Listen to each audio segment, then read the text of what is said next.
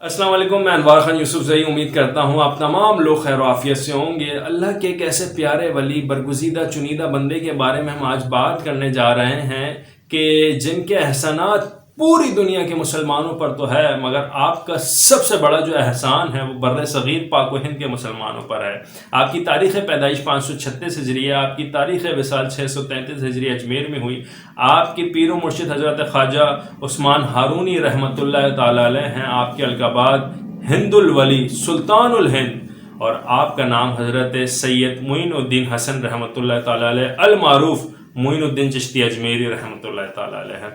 آپ کی نے اپنی ابتدائی تعلیم اپنے والدین سے حاصل کی۔ آپ 12 سال کے تھے تو والد کا سایہ سر سے اڑ گیا۔ آپ کو ورثے میں ایک پن چکی اور باغ ملا۔ آپ باغ کی خدمت کر رہے تھے تو ایک بزرگ تشریف لے کے آیا۔ آپ نے بزرگ کی خدمت میں کچھ انگور پیش کیے تو بزرگ نے اس انگور کا روکھا نوالا آپ کے منہ کے اندر ڈالا تو آپ بتاتے ہیں کہ وہ جو روحانی کیفیت اور نور الہی کی برسات میرے سینے میں ہوئی تو اسی کا ثمر ہے کہ میں نے روحانیت منتقل کی اور دین کی خدمت کی لوگوں کے لیے، اور مسلمانوں کو جس طریقے سے میں نے روحانی تربیت کی وہ اسی بزرگ کے روکھے نوالے کا اثر تھا، اور بزرگ کا نام لکھا جاتا ہے ابراہیم کندوزی۔ اور آپ جب ہندوستان تشریف لے کے آئے نا تو آپ کے ساتھ آپ کے خلیفہ حضور قطب الدین بختیار کاکی بھی ساتھ تھے، تو آپ نے حضرت بختیار کاکی رحمۃ اللہ تعالی علیہ کو دہلی جانے کا حکم دیا، خود اجمیر گئے اور دونوں نے دین کی خدمت زور و شور سے کی۔ آپ اکثر و بیشتر کہا کرتے تھے کہ مسلمانوں کو اگر کبھی بھی اقتدار ملے نا تو مسلمانوں نے اس اقتدار کا حق ادا کرنا ہے، اور آپ ہندوؤں کی بت پرستوں کی بڑے عزت اور اخلاق سے پیش آیا کرتے تھے اور ان کو دعاؤں سے نوازتے۔ تو مسلمان اعتراض کرتے کہ حضور یہ بت کدے میں جانے والے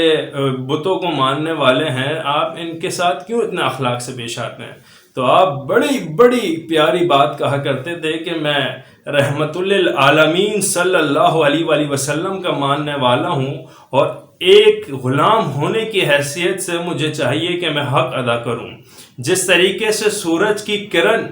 کافر اور مسلم کا امتیاز نہیں کرتی، جس طریقے سے برسات کا پانی کافر اور مسلمان کے درمیان کوئی امتیاز نہیں کرتا، اسی طریقے سے ہمیں بھی چاہیے کہ ہم کسی میں بھی امتیاز نہیں کریں، اور مسلمان کی حیثیت اس دنیا میں برسات کے پانی اور سورج کی کرن کی طرح ہے۔ وہ کہتے تھے کہ اگر آج مسلمانوں کو اقتدار ملا ہے تو وہ اپنے دین، اپنے عقائد بد مذہب غیر مذہب پر مسلط نہیں کر سکتے، اور اسلام جبر کی بالکل بھی اجازت نہیں دیتا کہ جس کا دل چاہے وہ اپنا رخ کعبے کی طرف کرے اور جس کا دل چاہے وہ اپنا رخ بت کدے کی طرف کرے، کیونکہ ہر شخص اپنے اعمال کا جواب دہ ہے۔ اور آپ بڑی خوبصورت بات کہا کرتے تھے کہ مسلمان بیمار، جو مجھے بڑی پسند ہے، اگر یہ کیفیت کے ساتھ کوئی سن لے یا پڑھ لینا تو جو اس کے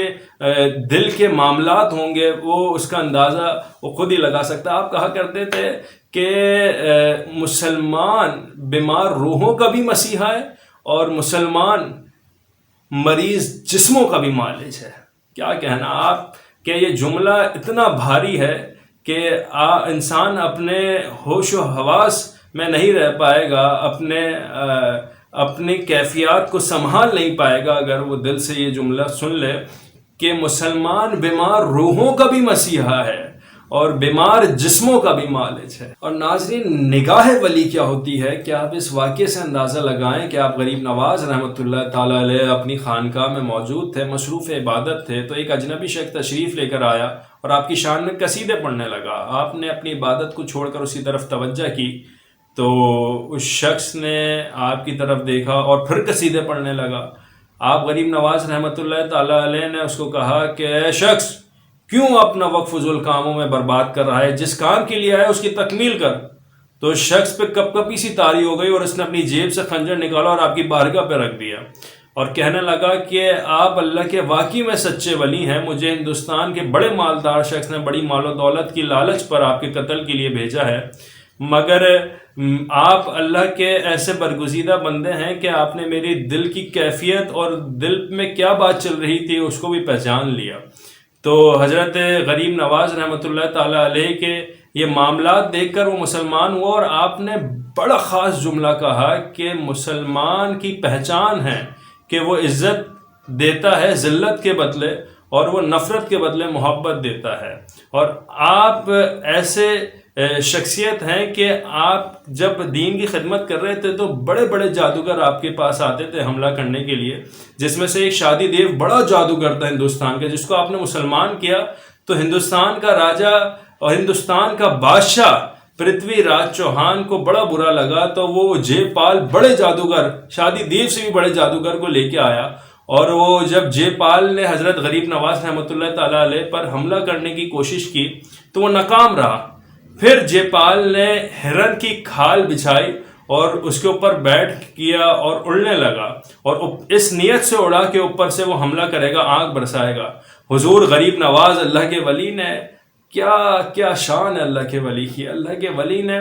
اپنی جوتی کو حکم دیا کہ اس کو نیچے لے کے آؤ، وہ جوتی اڑی اور وہ جے پال کے سر پہ مار کے اس کو حضور غریب نواز کے قدموں میں لے کر آ گئی۔ اللہ کے ولی کی یہ شان ہے کہ جب جلال میں آتے ہیں تو وہ اللہ کے ولی سے ڈرو کہ ان کی نگاہیں ایسی ہوتی ہیں کہ وہ دلوں کو پکڑ لیتی ہیں۔ تو وہ جوتی مار کے جے پال کو ان کے قدموں میں لے کے آیا، اور وہ جے پال مسلمان ہوا۔ یہ شان ہے اللہ والوں کی، اللہ کے پیارے اور برگزیدہ بندوں کی، اور آپ کی تعلیمات جن کا جواب کہیں سے بھی نہیں ملتا، اور آپ کی جتنی بھی تعلیمات کی تعریف کی جائے الفاظ کم پڑ جائیں گے، چاہے وہ کسی بھی زبان کے ہوں۔ آپ کی کیا تعلیمات ہیں؟ آپ فرماتے ہیں کہ کوئی شخص نماز کی پابندی کیے بغیر اللہ کے حضور ہرگز مقبول نہیں ہو سکتا۔ نماز دین کا ستون ہے، ستون کھڑا رہے گا تو گھر سلامت رہے گا۔ آپ فرماتے ہیں عارف وہ ہے جس پر روزانہ انوار الہی کا نزول ہوتا ہے، عارف علم کے تمام رموز سے واقف رہتا ہے، عارف پر جب حال کی کیفیت ہو تو وہ ایسا مستغرق ہوتا ہے کہ اگر ہزاروں فرشتے بھی اس سے مخاطب ہوں تو وہ متوجہ نہیں ہوتا۔ عارف کو دنیا کے شور اور ہنگامے کی کوئی خبر نہیں ہوتی، عارف محبت میں کامل ہوتا ہے، عارف کے لیے ہیبت، تعظیم اور حیا بہت ضروری ہے۔ حسد بری شے ہے اور اسے ہرگز دل میں نہیں جگہ دینی چاہیے۔ بدترین شخص وہ ہے جو توبے کی امید پر گناہ کرے۔ اور آپ غریب نواز رحمۃ اللہ تعالیٰ علیہ اپنی تعلیمات میں یہ بھی فرماتے ہیں کہ آپ نے ہمیشہ طریقت کی تو پابندی کی، مگر شریعت کا دامن کبھی ہاتھ سے نہیں چھوڑا۔ آپ نے فرمایا کہ طریقت اور سلوک میں درجہ ذیل چیزوں کی پابندی لازم ہے کہ معرفت میں حصول کمال، طلب مرشد، صحبت و ادب و رضا و خوشنودگی، فضول اور لفظ چیزوں سے اجتناب، تقوی و پرہیزگاری، استقامت، شریعت، فاقہ اور کم خوری، صوم و صلاۃ کی پابندی، خلق سے دوری، مطلب کہ یہ رونق دنیا سے اور دنیا کی رنگینیوں سے دوری حاصل کر